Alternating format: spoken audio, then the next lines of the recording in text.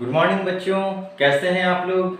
उम्मीद करता हूँ बहुत अच्छे होंगे और घर में ही रह के पढ़ाई कर रहे होंगे, सारे वीडियोस को देख भी रहे होंगे। तो इससे पहले हम लोगों ने मैथ्स में क्या क्या कवर कर लिया था। हम लोगों ने मैथ्स में पॉलिनोमियल्स चैप्टर को बहुत अच्छे से कवर किया था और इसके बाद कोऑर्डिनेट ज्योमेट्री को भी किया था। अब स्टैंडर्ड 9th में जो हमारा 4th चैप्टर आता है वो है linear equation in two variables, जो आज हम लोग पढ़ने वाले हैं। ठीक है, तो आज हम लोग इस linear equation in two variables को पढ़ने से पहले एक बात बता देना चाहता हूं मैं आपको कि ये सारी चीजें जो इसमें मिलेंगी वो सब जुड़ा हुआ है आपके कोऑर्डिनेट ज्योमेट्री से भी और पॉलिनोमियल से भी। तो इसीलिए उसको भूलेंगे नहीं, उसको याद रखते हुए इस चैप्टर में हम लोग आगे बढ़ेंगे। ठीक है, तो जैसा कि हम लोग पॉलिनोमियल्स पढ़े थे, तो पॉलिनोमियल्स में कई जो है टाइप्स पढ़े थे। क्या क्या पढ़ा गया था? Linear polynomials, quadratic polynomials, cubic polynomials, ये सब पढ़े थे ना।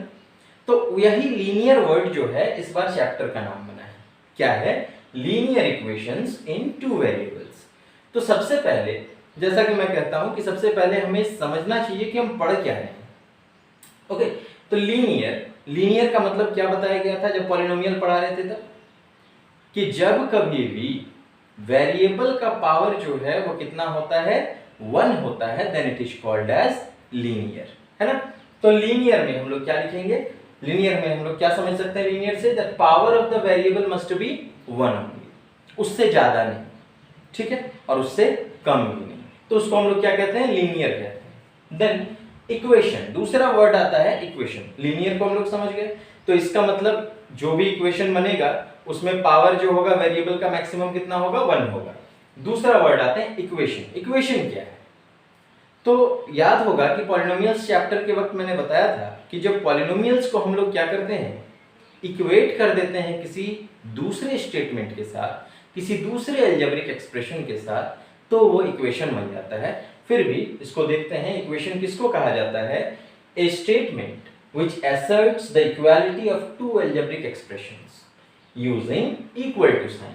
तो जब दो algebraic expressions हो और उन दोनों को हम लोग equal to का साइन देके क्या करते हैं? बराबर करते हैं। और equal to के दोनों तरफ, जिसको हम लोग बाईं तरफ को कहते हैं लेफ्ट हैंड साइड LHS और दाहिनी साइड को कहते हैं राइट हैंड साइड RHS, उन दोनों को अगर बराबर करता हो कोई ऐसा स्टेटमेंट हो तो उसको हम लोग क्या कहते हैं? इक्वेशन कहते हैं। Okay, it asserts the equality of two statement। दो स्टेटमेंट होगा, दोनों को बराबर करने की बात ये कहता है। देन वेरिएबल तो जानते ही हैं, वेरिएबल क्या होता है कि ऐसा कोई भी सिंबल जो डिफरेंट वैल्यूज ले सकता है उसे हम लोग वेरिएबल कहते हैं। तो अब हमारा चैप्टर का नाम जो है वो हमें समझ में आ गया कि linear equation in two variable मतलब क्या होगा। तो एक ऐसा इक्वेशन होगा जिसमें वेरिएबल्स के पावर जो है वो एक ही होंगे और वेरिएबल कितना होगा? 2 होगा। वो दो वेरिएबल कोई भी हो सकता है, एक्स वाई हो सकता है, ए बी हो सकता है, पी क्यू हो सकता है, एस टी हो सकता है, यू वी हो सकता है, कोई भी वेरिएबल हो सकता है। लेकिन चूंकि हम लोगों ने क्या किया, हम लोगों ने बचपन से ही पढ़ रखा है कि वेरिएबल जब भी बात आती है तो let the number be x. Okay, तो एक्स वाई से ज्यादा हम लोग जो है वो संपर्क में रहे, इसलिए हम लोग अभी भी क्या मानेंगे? एक्स को ही हम लोग लेकर आगे बढ़ेंगे। Okay, but don't take it granted, हमेशा ऐसा नहीं है कि एक्स और वाई ही होगा। कभी सवाल में कुछ भी हो सकता है, यू भी हो सकता है, ए बी भी हो सकता है। देन अब आ जाते हैं इसके बेसिक कंसेप्ट पे कि हम लोग लीनियर पॉलिनोमियल में पढ़े थे। क्या पढ़ा गया था कि लीनियर पॉलिनोमियल एक ऐसा अलजेब्रिक एक्सप्रेशन था जिसमें पावर जो होता था वो कितना होता था? Maximum degree of the polynomial was 1 and standard form was ax plus b, है ना। ax plus b जो है वो पॉलिनोमियल था, लेकिन वो इक्वेशन नहीं था। क्यों इक्वेशन नहीं था? Because it was not equated to anything, ये किसी के साथ इक्वेटेड नहीं था। और यहाँ पे एक नेसेसरी कंडीशन क्या था कि a जो है वो 0 नहीं होना चाहिए। Now linear equation in one variable क्या होता है? ठीक है, टू वेरिएबल में जाने से पहले वन वेरिएबल देखते हैं। तो वन वेरिएबल का स्टैंडर्ड फॉर्म देखेंगे, पॉलिनोमियल की जैसा ही है, ax plus b, पर यहाँ पे ax plus b सिर्फ था, यहाँ अंतर देखेंगे ax plus b is equal to 0 है। Okay, where a is also a real number and b is also a real number, है ना, but a is acting as the coefficient of x, a जो है वो coefficient है x का और b जो है वो कांस्टेंट टर्म है। ओके, लेकिन ए जीरो यहाँ पर भी नहीं होना चाहिए। तो ये नेसेसरी कंडीशन होता है कि ए जीरो नहीं होगा। ओके, तो ये लीनियर इक्वेशन में और लीनियर पॉलिनोमियल में अंतर को समझेंगे। Linear polynomial was only ax plus b where a was not equal to 0, whereas in linear equation ax plus b is equated to 0 where a is not equal to 0। Okay, अब अगर इसको हम लोग value निकालना चाहें तो क्या हो जाता है, ax plus b is equal to 0 लिखा गया था, देन ax को अगर रखेंगे then transpose this b to RHS, b को हम लोग RHS में ट्रांसपोज करते हैं। ठीक है, यहाँ पे LHS में क्या था, ax plus b, बीच में था इक्वल टू, और यहाँ पे क्या था RHS में 0। तो b को जब हम लोग ट्रांसफर करते हैं तो ये क्या बन जाता है, minus b। Now ax is equal to minus b and x is equal to minus b by a। तो linear equation in one variable में क्या होता है, जो सॉल्यूशन होता है हमारा, जो रूट होता है वो एक ही होता है ना, एक ही वैल्यू जो आता है x का, that can satisfy the equation.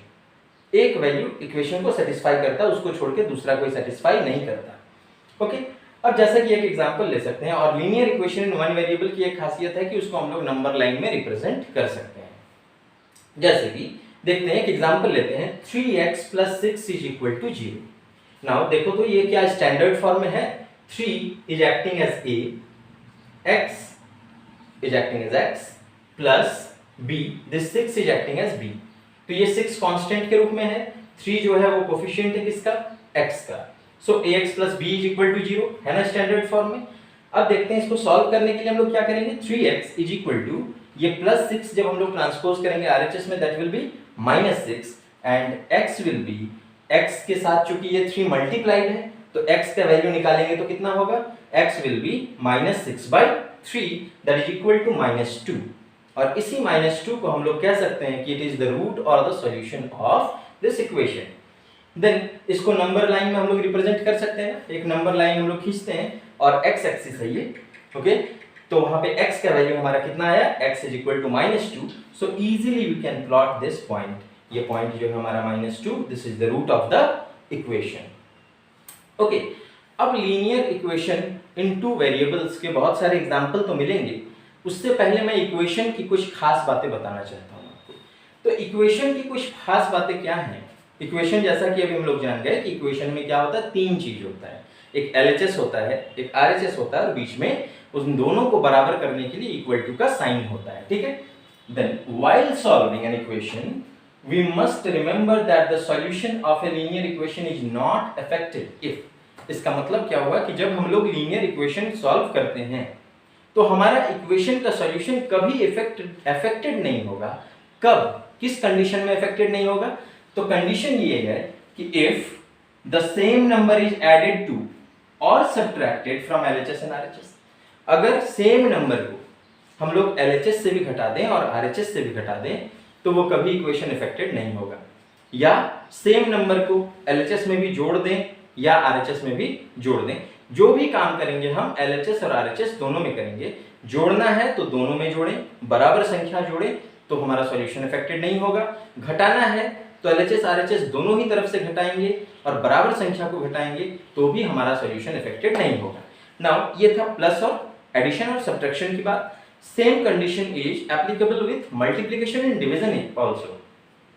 If LHS and RHS, अगर LHS और RHS both are multiplied or divided by the same non-zero number, अगर हमारा LHS और RHS दोनों को हम सेम नंबर से मल्टीप्लाई भी कर रहे हो तो भी हमारा सॉल्यूशन अफेक्टेड नहीं होगा, और या फिर हम सेम नंबर से दोनों को क्या कर रहे हो, डिवाइड भी कर रहे हो तो भी हमारा सॉल्यूशन अफेक्टेड नहीं होगा। ये लीनियर इक्वेशन की जो है सबसे बड़ी खासियत है। ठीक है, क्या कि जो भी काम करें अगर हम LHS और RHS दोनों में बराबर रूप से कर रहे हो तो किसी भी प्रकार से उसका सॉल्यूशन अफेक्टेड नहीं होगा। Okay, now coming to the definition of linear equation in two variable. तो यहाँ पे हम लोग वन वेरिएबल को तो देखे, लेकिन linear equation in two variable का भी कुछ स्टैंडर्ड फॉर्मेट होगा। तो ये तो मालूम है कि लीनियर है मतलब चाहे दो वेरिएबल रहे, दोनों के वेरिएबल में से किसी का भी पावर जो है वो 1 से ज्यादा नहीं हो सकता है। ठीक है, तो मतलब x भी होगा, y भी होगा, उनके साथ कुछ कोफिशिएंट भी होंगे और एक कांस्टेंट भी होगा। देन क्या कहा जा रहा है इसके डेफिनेशन को, that any equation any equation which can be put in the form of, किसी भी इक्वेशन को जिसको हम लोग किस फॉर्म में ला सकते हैं, ax plus b y plus c is equal to 0। देखो तो यहाँ पे ax पर पावर कितना है 1 प्लस बी वाई पर भी पावर कितना है 1 plus c that is a constant term is equal to 0, है ना। ये स्टैंडर्ड फॉर्मेट है linear equation in two variable का। जब हम लोग पॉलिनोमियल पढ़ते थे तो ये बस इक्वल टू 0 नहीं रहता था, ठीक है। तो यही डिफरेंस है पॉलिनोमियल और इक्वेशन में। पॉलिनोमियल में इक्वेटेड नहीं रहता है, इक्वेशन में इक्वेटेड रहता है, ठीक है। तो ax plus by plus c is equal to 0 where a, b and c are real numbers। a, b और c तीनों ही रियल नंबर होंगे, जहां a और b जो है वो 0 नहीं होना चाहिए। अगर a या b में से कोई भी 0 हो जाता है तो ये क्या बन जाएगा, linear equation in one variable बन जाएगा। a अगर 0 हो गया तो x खत्म, b अगर 0 हो गया तो y खत्म, तो सिर्फ दो ही टर्म बच जाएंगे और linear equation in one variable बन के ये रह जाएगा। Okay, so where a and b are not both 0 is called linear equation in two variables।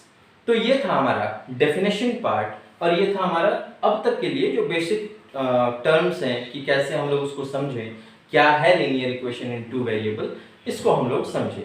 अब बात है कि ये सिर्फ और सिर्फ डेफिनेशन से काम नहीं चलता है, आखिर वो कौन सा सिचुएशन होंगे, कैसे हम लोग रिप्रेजेंट कर पाएंगे कि linear equation in two variable है या नहीं, कैसे हम लोग रिप्रेजेंट करें, तो इसको किस तरह से रिप्रेजेंट किया जा सकता है। हमेशा याद रखेंगे कि linear equation in two variable में हमेशा दो कंडीशन होगा, दो चीज होगा, ठीक है। जैसे linear equation in one variable, अगर हम लोग ऐसा कह दें कि 5 चॉकलेट्स का कॉस्ट जो है वो 50 रुपए थे, ठीक है।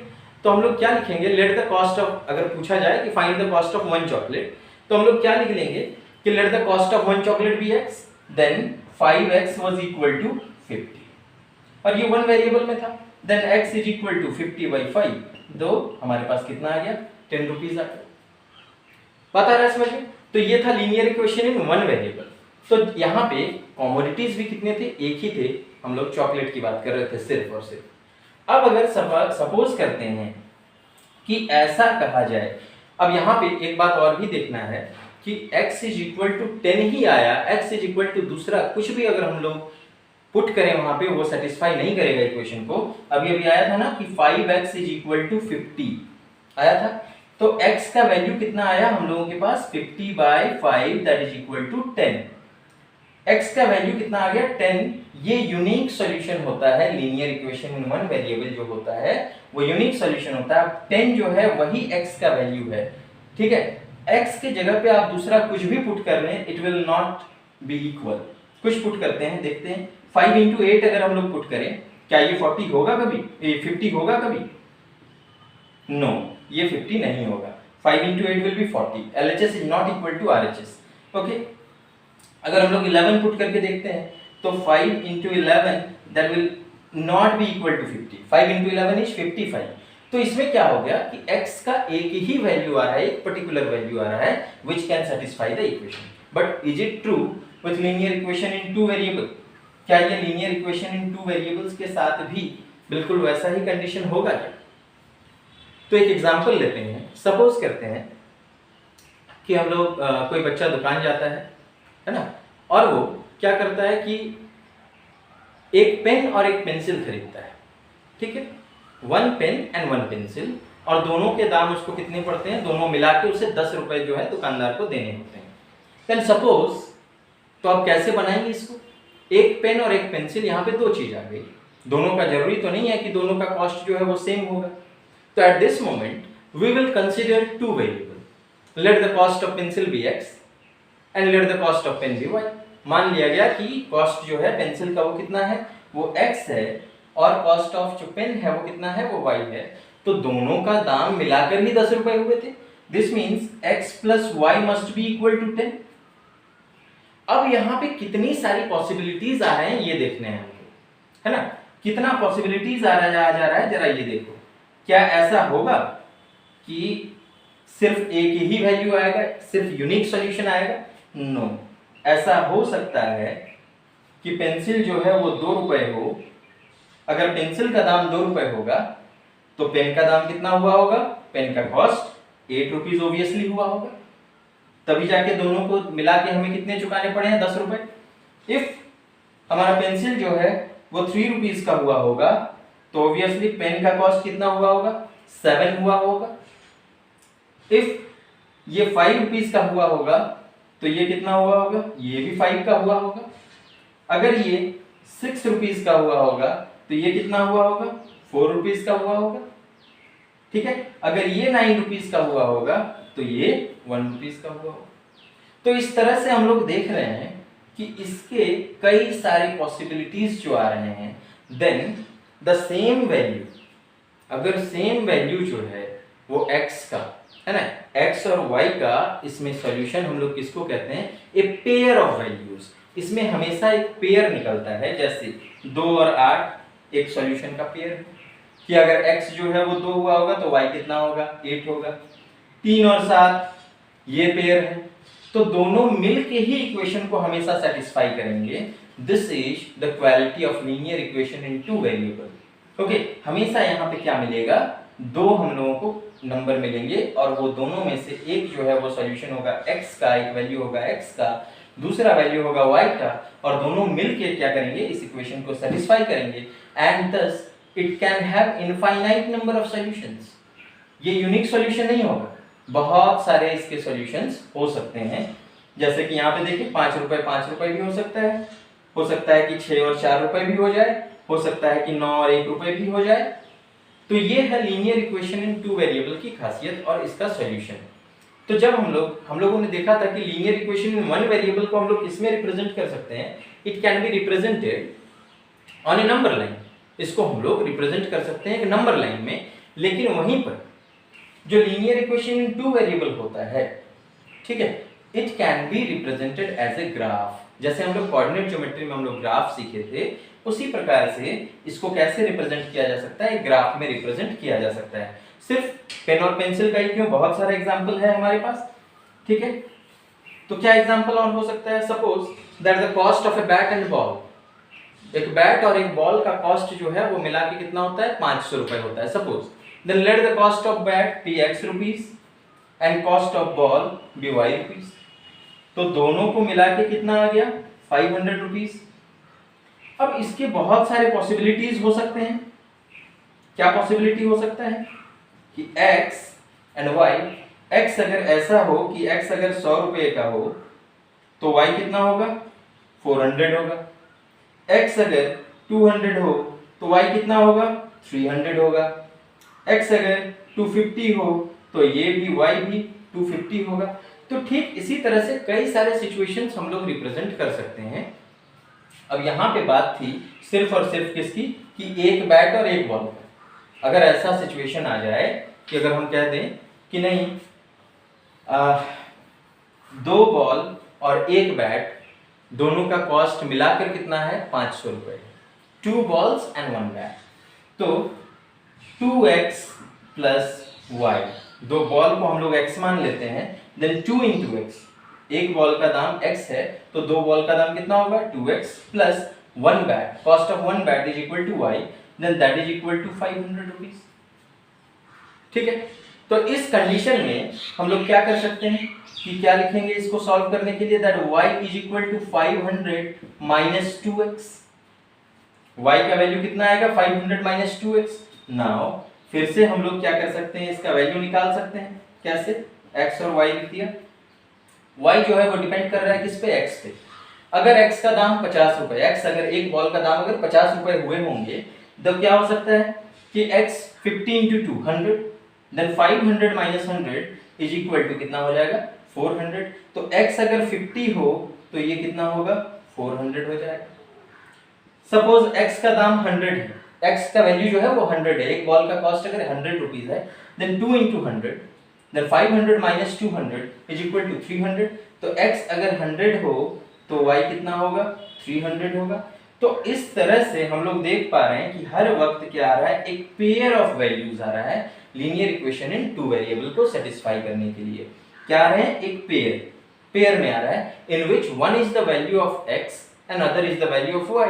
तो जब हम लोग कोऑर्डिनेट ज्योमेट्री पढ़े थे तो वहां पे हम लोगों ने क्या देखा था कि x का एक वैल्यू और y का एक वैल्यू, इन दोनों को हम लोग प्लॉट करते थे और प्लॉट करने पे क्या आ जाता था, ग्राफ आ जाता था। तो यही चीज हम लोगों को पढ़ना है बच्चों। इसमें नेक्स्ट पार्ट में हम लोग ग्राफ सीखेंगे कि linear equation in two variable कैसे इक्वेशन फॉर्म किया जाता है, कैसे इसको ग्राफिकल फॉर्म में रिप्रेजेंट किया जाता है, इन दोनों चीजों को सीखेंगे। तो एक बार के लिए मैं फिर से कहना चाहता हूं कि अपने पूरे कंसेप्ट को क्लियर कर लेंगे। सबसे पहले चैप्टर का नाम समझेंगे, linear equations in two variable. Linear means the power of the variable will not be more than 1। जो वेरिएबल का पावर होगा वो 1 से ज्यादा नहीं होगा, ठीक है, चाहे कोई भी इक्वेशन हो। देन इक्वेशन, अब समझ गए होंगे इक्वेशन क्या है, कि एलएचएस और आरएचएस के बीच में जब भी इक्वल टू का साइन होगा, मतलब कि दो अलजेब्रिक एक्सप्रेशन को अगर कोई इक्वालिटी दर्शाता हो, कोई स्टेटमेंट ऐसा हो जो दोनों को बराबर करता हो, तो वो क्या कहलाएगा, एक इक्वेशन कहलाएगा। जैसे अभी अभी कहा गया था ना, क्या कि 2 बॉल और 1 बैट जो है उसका कॉस्ट कितना है, 500 रुपए है। Then 2x + y = 500। तो एक स्टेटमेंट इधर और एक स्टेटमेंट इधर, दोनों बराबर हो रहे हैं। तो लीनियर पॉलिनोमियल और लीनियर इक्वेशन में आपको डिफरेंस बताया गया था। पॉलिनोमियल क्या होता था, सिर्फ ax + b, ये एक रिप्रेजेंटेशन था, whereas इक्वेशन क्या हो रहा था, ax + b = 0। इसको सॉल्व करने का लीनियर इक्वेशन में क्या आ रहा था कि सॉल्यूशन हमारा एक ही आ रहा था, and which can be represented on the number line. उसको हम लोग नंबर लाइन पे रिप्रेजेंट कर पा रहे थे, ओके। whereas हमारे linear equation in two variable में क्या हो रहा है कि इनफाइनाइट सॉल्यूशन आ रहे हैं, बहुत सारे सॉल्यूशन आ रहे हैं, और साथ में क्या हो रहा है कि इसको हम लोग ग्राफिकल वे में रिप्रेजेंट कर पा रहे हैं। अब देखो एक बात कि इस पे विवाद हो जाता है कि क्या सिर्फ और सिर्फ इनफाइनाइट सॉल्यूशन ही होंगे। नो, जब आप स्टैंडर्ड 10th में जाएंगे यू विल फाइंड कि linear equation in two variable में भी जो सॉल्यूशन आते हैं वो यूनिक सॉल्यूशन होता है, इनफाइनाइटली मेनी सॉल्यूशंस भी होता है, और नो सॉल्यूशन भी होता है, जिसमें डिपेंड करता है कंडीशन, ठीक है। तो ये जब 10th का वीडियो आएगा तब 10th में हम लोग देखेंगे।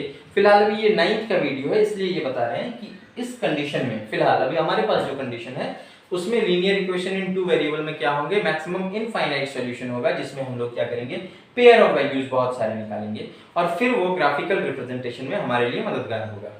एक जो इंपॉर्टेंट चीज जो हम लोगों को याद रखना है क्या, कि किसी भी इक्वेशन को सॉल्व करेंगे तो उसमें दो हिस्से होते हैं, एक होता है एलएचएस, एक होता है RHS, left hand side and right hand side. तो अगर सेम नंबर को हम लोग एलएचएस और आरएचएस दोनों ही तरफ में ऐड करते हैं तो उसका सॉल्यूशन का वैल्यू कभी नहीं बदलेगा। अगर सेम नंबर को हम लोग दोनों ही तरफ से सब्ट्रैक्ट करते हैं तो भी उसका सॉल्यूशन का वैल्यू कभी नहीं बदलेगा। अगर हम लोग सेम नंबर को मल्टीप्लाई करें तो भी नहीं बदलेगा, और डिवाइड करें तो भी नहीं बदलेगा। तो ये जो है ये चीज था, और एक बार डेफिनेशन देख लेंगे, that any equation which can be put in the form of ax + by + c = 0। इस स्टैंडर्ड फॉर्म में अगर हम लोग पुट कर सकते हो, जहां a, b और c जो है वो रियल नंबर है और a और b जो है वो 0 नहीं होना चाहिए, तो हम कह सकते हैं कि that is a linear equation in two variable. Okay, बहुत सारे एग्जांपल इसके मिल सकते हैं। आप कह सकते हैं कि 2 किलो एप्पल लिए, 1 किलो ऑरेंज लिए, ओके, दोनों का कॉस्ट मिला के हमें 250 रुपीज पड़ा। Okay, very good. जिसको 2 लिए हैं, put the coefficient 2 they, okay, 2x + y = 250, ठीक है। कुछ भी हम लोग इस तरह से बहुत सारा जो है एग्जाम्पल हम लोग ले सकते हैं, और ये सारा एग्जाम्पल लेके हम लोग नेक्स्ट वीडियो में हम लोग देखेंगे कि किस प्रकार से हमें इक्वेशन बनाना है और कैसे हम लोग ग्राफिकली इसको सॉल्व करते हैं। इस चीज़ को देखेंगे हम लोग नेक्स्ट वीडियो में। तब तक के लिए आप इस वीडियो को बहुत अच्छे से देखें, अपने कंसेप्ट को, बेसिक कंसेप्ट को क्लियर रखें। किसी प्रकार का कंफ्यूजन हो पॉलिनोमियल और इक्वेशन में, आप पीछे के वीडियोस में जाएं, और फिर भी अगर डाउट रह जाए तो मैसेज बॉक्स में, आप कमेंट बॉक्स में मुझे मैसेज करेंगे, सारे डाउट्स को क्लैरिफाई किया जाएगा। तब तक के लिए अगर वीडियो पसंद आए तो लाइक, शेयर और सब्सक्राइब करना ना भूलें। Thank you.